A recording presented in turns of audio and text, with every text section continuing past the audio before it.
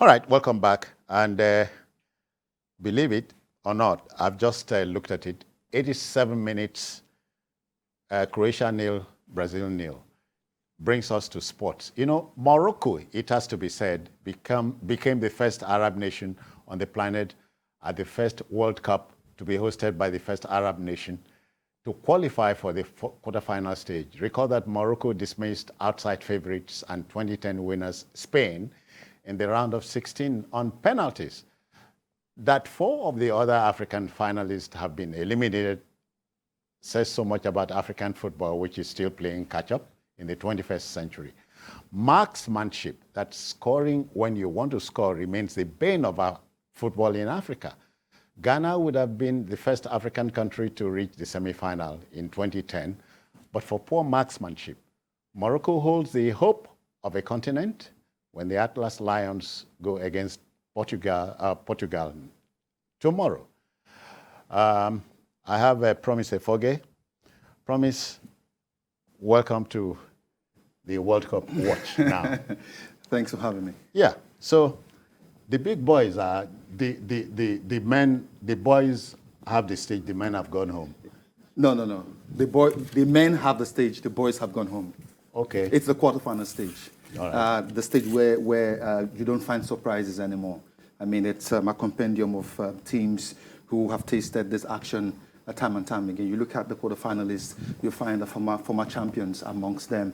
Morocco seem to be the outsiders here, and with what they've played so far from the group stage to the round of 16, you want to give them a chance, even against Portugal later tomorrow. But as an African, Africans are solidly behind Morocco now, even though we don't speak the same language. They are Africans. It's a dual thing for Morocco. They have the Arab world supporting them. They have Africans supporting them. But beyond the support, Morocco has shown great. They've shown tenacity. Yeah. You know, amongst the 5 African nations that went to the World Cup, no one would have imagined that Morocco would come this far. Senegal was the name on everyone's lips, you know, but we saw how Senegal cracked like a pack of cards in the round of 16 against England. At this stage, the Moroccans have punched above their weight.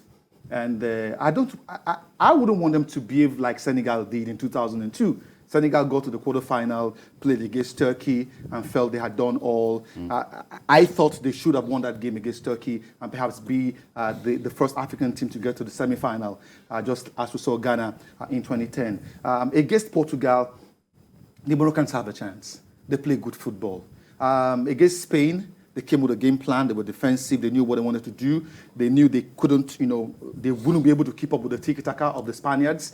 They kept it tight at the back, pushed it into penalties, and they got the victory. Maybe they will do the same against Portugal, I do not know. But Walid, the coach, has shown that he has brain. Gini, one striking thing about this World Cup is that all 5 African countries were coached by Africans. Yes. Which I think was a plus.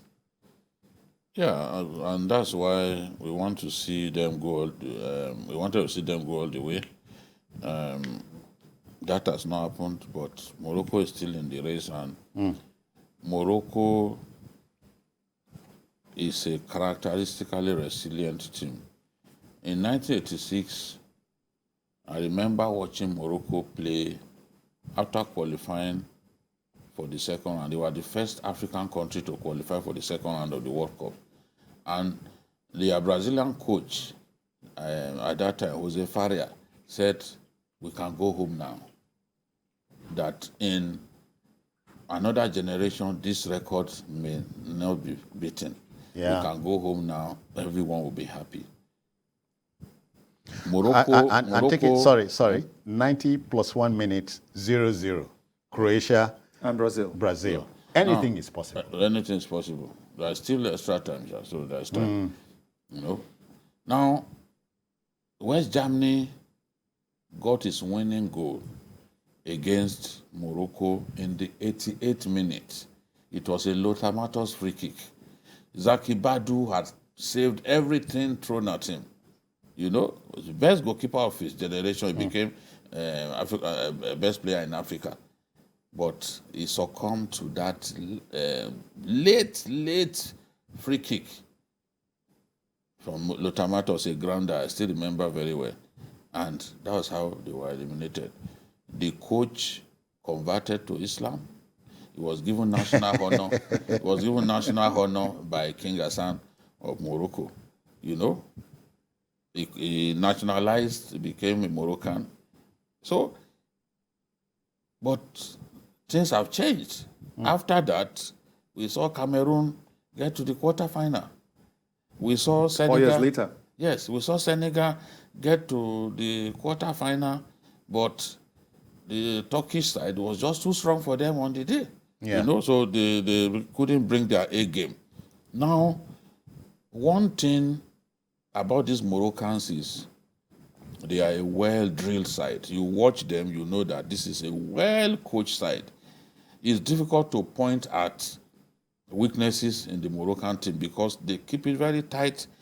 They are very organized and they are switched off almost for the entire length of the game. They are switched. They are switched on. Their talisman Hakim Ziyech.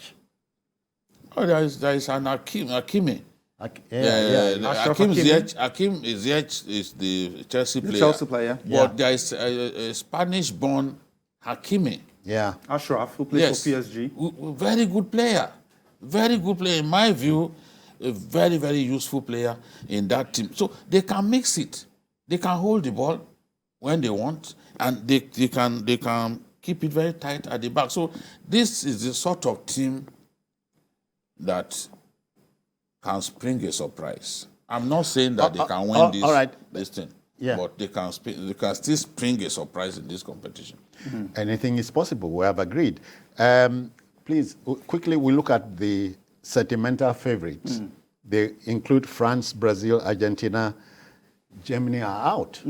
The outside favorites include Spain, England, Croatia. Spain is out. Germany is out. Let's talk about those who are still there. Okay. Spain is out. Germany is out. So amongst the quarterfinalists, unfortunately, France and England will square up tomorrow.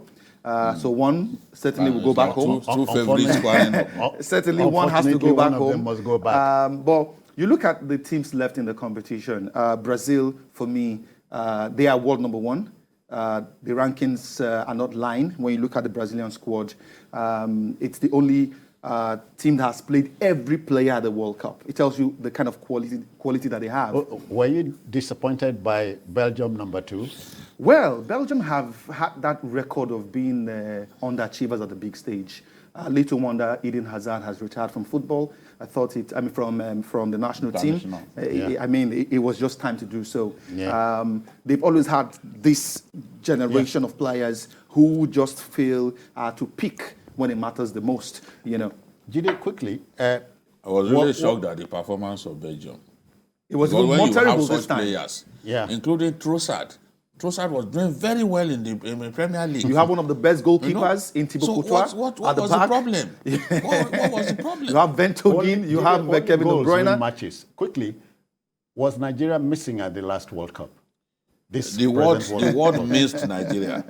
Nigeria had the best talents in our continent. You know? Yes, we have the best talents. We have the best talents. People expected us to do better. You look at the Senegalese team. I don't think they have better talents than us. Maybe some of them, apart from their talisman, Mane. How many real big players do they have? What would you say is our problem? Organization. We do not do well in terms of organization. The blending of the players. You see, players, an assemblage of star players does not make your team great. The best teams are the teams that the players complement one another effectively. That's what the Moroccans are doing. They don't have big players. I think the Super Eagles were lucky not to have qualified. Okay. They would have been embarrassed at the World Cup. Embarrassed by... Thank God. In that group. Thank God. All right, quickly.